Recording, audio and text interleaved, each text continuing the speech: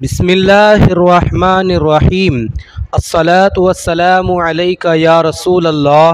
صلی اللہ تعالی علیہ وسلم۔ ہجرت کا تیسرا سال، جنگ احد۔ اس سال کا سب سے بڑا واقعہ جنگ احد ہے۔ احد ایک پہاڑ کا نام ہے جو مدینہ منورہ سے تقریباً 3 میل دور ہے۔ چونکہ حق و باطل کا یہ عظیم معرکہ اسی پہاڑ کے دامن میں درپیش ہوا،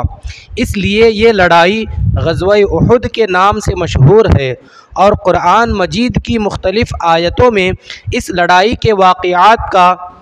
خداوند عالم نے تذکرہ فرمایا ہے۔ جنگ احد کا سبب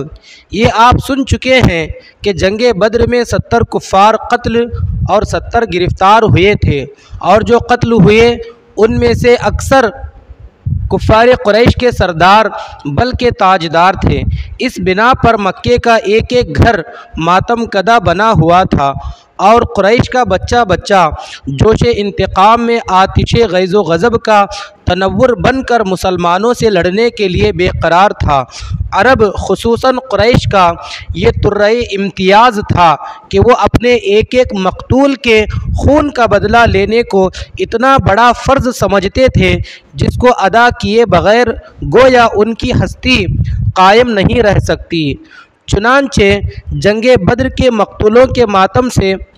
جب قریشیوں کو فرصت ملی تو انہوں نے یہ عزم کر لیا کہ جس قدر ممکن ہو جلد سے جلد مسلمانوں سے اپنے مقتولوں کے خون کا بدلہ لینا چاہیے۔ چنانچہ ابو جہل کا بیٹا اکرمہ اور امیہ کا بیٹا صفوان اور دوسرے کفار قریش جن کے باپ بھائی بیٹے جنگ بدر میں قتل ہو چکے تھے، سب کے سب ابو سفیان کے پاس گئے اور کہا کہ مسلمانوں نے ہماری قوم کے تمام سرداروں کو قتل کر ڈالا ہے، اس کا بدلہ لینا ہمارا قومی فریضہ ہے، لہٰذا ہماری خواہش ہے کہ قریش کی مشترکہ تجارت میں امسال جتنا نفع ہوا ہے وہ سب قوم کے جنگی فنڈ میں جمع ہونا چاہیے، اور اس رقم سے بہترین ہتھیار خرید کر اپنی لشکری طاقت بہت مضبوط کر لینی چاہیے، اور پھر ایک عظیم فوج لے کر مدینہ پر چڑھائی کر کے بانی اسلام اور مسلمانوں کو دنیا سے نیست و نابود کر دینا چاہیے۔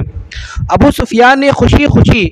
قریش کی اس درخواست کو منظور کر لیا، لیکن قریش کو جنگ بدر سے یہ تجربہ ہو چکا تھا کہ مسلمانوں سے لڑنا کوئی آسان کام نہیں ہے۔ آندھیوں اور طوفانوں کا مقابلہ، سمندر کی موجوں سے ٹکرانا، پہاڑوں سے ٹکر لینا بہت آسان ہے، مگر محمد الرسول اللہ صلی اللہ علیہ وآلہ وسلم کے عاشقوں سے جنگ کرنا بڑا ہی مشکل کام ہے۔ اس لیے انہوں نے اپنی جنگی طاقت میں بہت زیادہ اضافہ کرنا نہایت ضروری خیال کیا۔ چنانچہ ان لوگوں نے ہتھیاروں کی تیاری اور سامان جنگ کی خریداری میں پانی کی طرح روپیہ بہانے کے ساتھ ساتھ پورے عرب میں جنگ کا جوش اور لڑائی کا بخار پھیلانے کے لیے بڑے بڑے شاعروں کو منتخب کیا جو اپنی آتش بیانی سے تمام قبائل عرب میں جوش انتقام کی آگ لگا دیں۔ عمر جمحی اور مصافہ یہ دونوں اپنی شاعری میں طاق اور آتش بیانی میں شہرۂ آفاق تھے۔ ان دونوں نے باقاعدہ دورہ کر کے تمام قبائل عرب میں ایسا جوش اور اشتعال پیدا کر دیا کہ بچہ بچہ خون کا بدلہ خون کا نعرہ لگاتے ہوئے مرنے اور مارنے پر تیار ہو گیا، جس کا نتیجہ یہ ہوا کہ ایک بہت بڑی فوج تیار ہو گئی۔ مردوں کے ساتھ ساتھ بڑے بڑے معزز اور مالدار گھرانوں کی عورتیں بھی جوش انتقام سے لبریز ہو کر فوج میں شامل ہو گئیں۔ جن کے باپ بھائی بیٹے شوہر جنگ بدر میں قتل ہوئے تھے، ان عورتوں نے قسم کھا لی کہ ہم اپنے رشتہ داروں کے قاتلوں کا خون پی کر ہی دم لیں گے۔ حضور صلی اللہ علیہ وآلہ وسلم کے چچا حضرت حمزہ رضی اللہ عنہ نے ہند کے باپ عتبہ اور جبیر بن مطعم کے چچا کو جنگ بدر میں قتل کیا تھا۔ اس بنا پر ہند نے وحشی کو،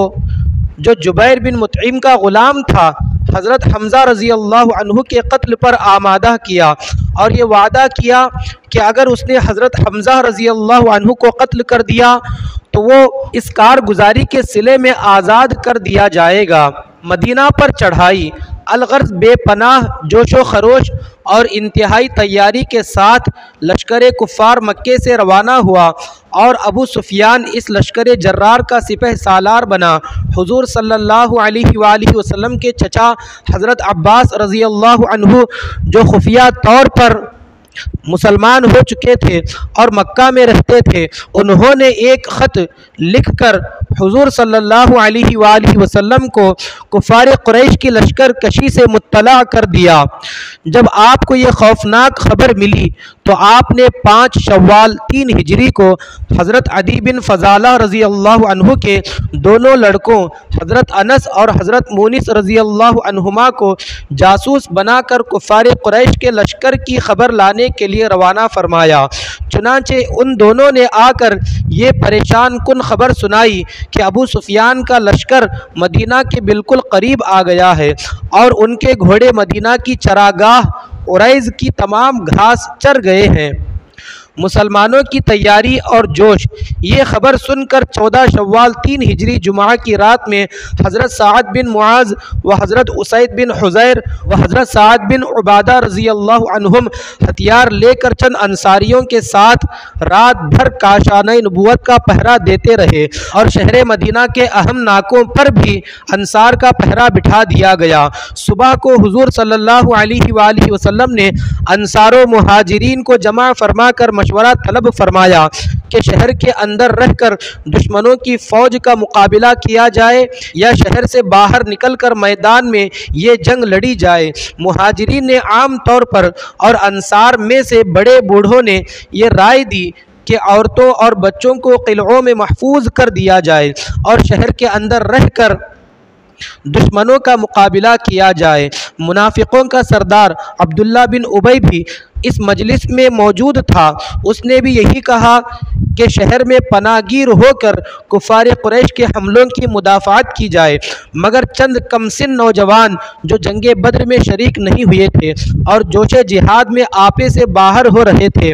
وہ اس رائے پر اڑ گئے کہ میدان میں نکل کر ان دشمنان اسلام سے فیصلہ کن جنگ لڑی جائے۔ حضور صلی اللہ علیہ وآلہ وسلم نے سب کی رائے سن لی، پھر مکان میں جا کر ہتھیار ذیبتاً فرمائے اور باہر تشریف لائے۔ اب تمام لوگ اس بات پر متفق ہو گئے شہر کے اندر ہی رہ کر کفار قریش کے حملوں کو روکا جائے، مگر حضور صلی اللہ علیہ وآلہ وسلم نے فرمایا کہ پیغمبر کے لیے یہ زیبا نہیں ہے کہ ہتھیار پہن کر اتار دے یہاں تک کہ اللہ تعالیٰ اس کے اور اس کے دشمنوں کے درمیان فیصلہ فرما دے۔ اب تم لوگ خدا کا نام لے کر میدان میں نکل پڑو، اگر تم لوگ صبر کے ساتھ میدان جنگ میں ڈٹے رہو گے تو ضرور تمہاری فتح ہوگی۔ پھر حضور صلی اللہ علیہ وآلہ وسلم نے انصار کے قبیلہ اوس کا جھنڈا حضرت اسیر بن حضیر رضی اللہ عنہ کو اور قبیلہ خزرج کا جھنڈا حضرت حباب بن منذر رضی اللہ عنہ کو اور مہاجرین کا جھنڈا